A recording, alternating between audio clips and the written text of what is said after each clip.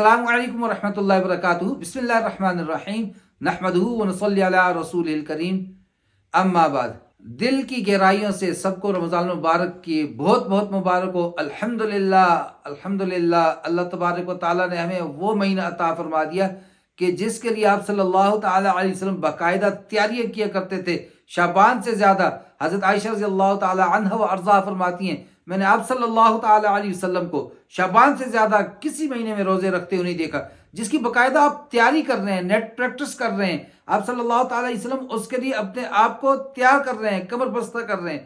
تو یہ ساری چیزیں استقبال کے اندر آ رہی ہیں، تو اللہ نے مجھے اور آپ کو اپنی رحمتوں سے، اپنی برکتوں سے اللہ نوازے اور ہمیں یہ مبارک مہینہ عطا کر دیا۔ اب اس مہینے کے اندر اس کے جتنا مقام اور وقت عظمت والا ہوتا ہے، اتنا ہی پھر وہاں پر کوتاہی بھی اتنی ہی بڑھ جاتی ہے۔ تو کیا رمضان المبارک کے روزے کے احکامات ہم نے سیکھے؟ نہیں سیکھے تو ہم سے یقین جانیے بڑا بدبخت کوئی نہیں ہے کہ ہم نے پوچھا ہی نہیں نیت کب کرنی ہے، کھانا کس وقت تک ہے، توڑنا کس وقت ہے، اس کو کن چیزوں سے روزہ ٹوٹتا ہے، کن سے مکروہ ہوتا ہے، جانا ہی نہیں، سیکھا ہی نہیں، اور کرنے کے بعد جی فون کرتے ہیں یہ ہو گیا، روزہ ٹوٹا یا نہیں۔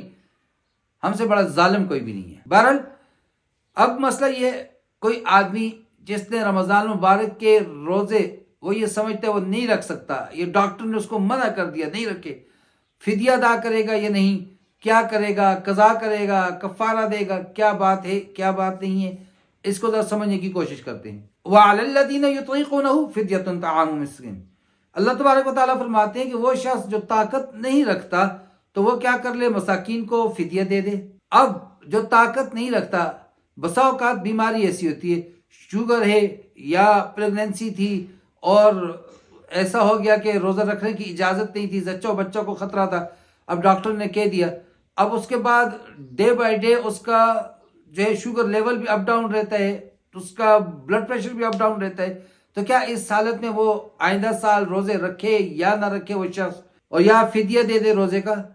تو روزے کا فدیہ وہی شخص دے گا، اس شخص کی طرف سے دیا جائے گا جس کی آئندہ زندگی میں کبھی بھی یہ صاف ظاہر ہے کہ روزہ نہیں رکھ سکتا، وہ سن رسیدہ ہو چکا ہے، وہ بہت عمر کا ہو چکا ہے، اب 80 سال کا ہو گیا ہے، صاحب فراش ہے، چل پھر نہیں سکتا، کمزوری در کمزوری۔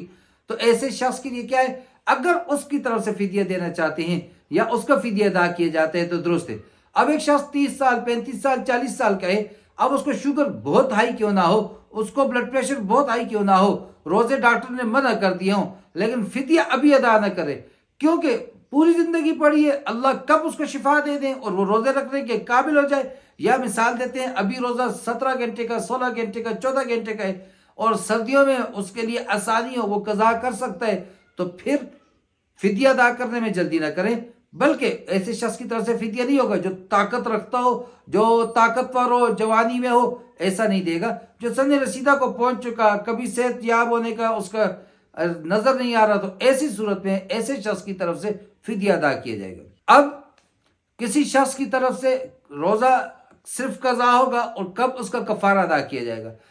جان بوجھ کر روزے کو توڑا اور ایسی چیز سے توڑا کہ جس سے عام طور پہ روزہ ٹوٹ جاتا ہے، تو ان صورتوں میں کفارہ اور قضا 61 روزے ایک روزے کے بدلے میں، متشہرین متتابعین 2 مہینے مسلسل روزے رکھے گا، یہ کفارہ ہوگا اور ایک روزہ قضا کا۔